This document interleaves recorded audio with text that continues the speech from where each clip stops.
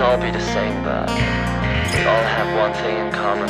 We all do share that one experience that none of us can't even remember anymore. The day or night, the stars lit up, and the sun or the moon guided the entrance to Wonderland. A space full of miracles, infinitude of magical happenings, where some may be enchanted and some may not.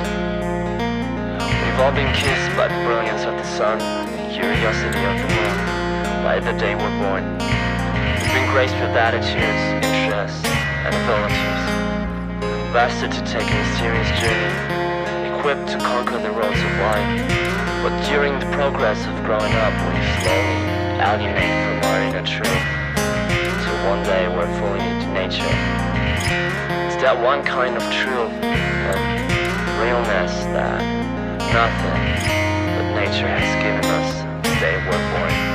And though millions of the wisest heads have been taking their steps on earthly ground already, graced our books and culture with all they learned, with all they wanted to learn, and with what they will never know. It happens that former societies have implanted a great God complex in our beliefs that survived all the alleged secularization and all our scientific progress. There's one big fallacy since the beginnings of all time. The fault that humankind is such as overbearing to think that we as a species of mankind have gotten a special right to anything in this world. We tend to think that this planet is meant for us, and just for us. Well, let me tell you it's not. We're presumptuous enough to assume we could rule over the oceans, the air, the forests, the animals, even the universe and our own species. Humans just suffering from a massive, devastating God complex that just keeps on destroying anything in this world, including even our human nature and the planet itself. So the idea of God is at least as ever-present as it is ancient.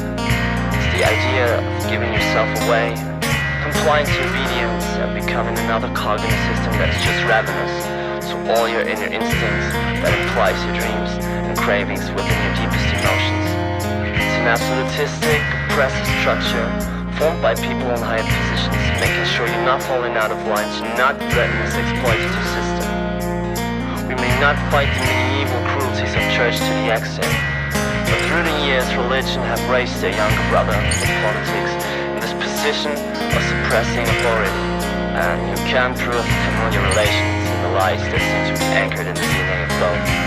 So while even the ancients tended to guess that the sky or the heavens, with all its giant celestial miracles, must be responsible for all we can observe and anything beyond, we finally must admit our knowledge is limited, our existence is limited. We are limited, just as anything else in this world. But the overbearing human pride would never allow to admit such weakness as that. It's just nothing better than an ape that knows how to dress well, or maybe even worse. So where's the difference between animals and us? Well, if we're just living beings whose time here on earth is limited by death, we must assume that our lives is the only eternity we may ever know. Since we simply cannot know if there's some sort of afterlife experience, we need to proceed on the assumption that our life is the only eternity we have. So if we're wasting it away to third parties' ideologies and expectations, without regards for our own personal wishes and ideas, don't we create something we legitimately can call the eternal suffering, an eternal torture? Thus, we can still not tell if there's a so-called heaven that's gonna reward us for all we achieved during our poor little lifetime, while serving those who told us so. But on the other hand, what we can see is hell is real. Hell is a place on earth human created to smother any idea of liberty in your emotion, your spirituality, and corporality. Hell is what our system costs. A path to let everyone unconsciously follow towards their own personal doom. An eternal torture for the unholy and defiant individuals, the ones that cannot or don't want to take pace with your pretentious abundance of norms and givens. The everlasting pain caused by the frustration and despair of ignoring our deeper self-recognition. So it seems to be quite true when someone used to say, what matters most is how well you walk through the fire.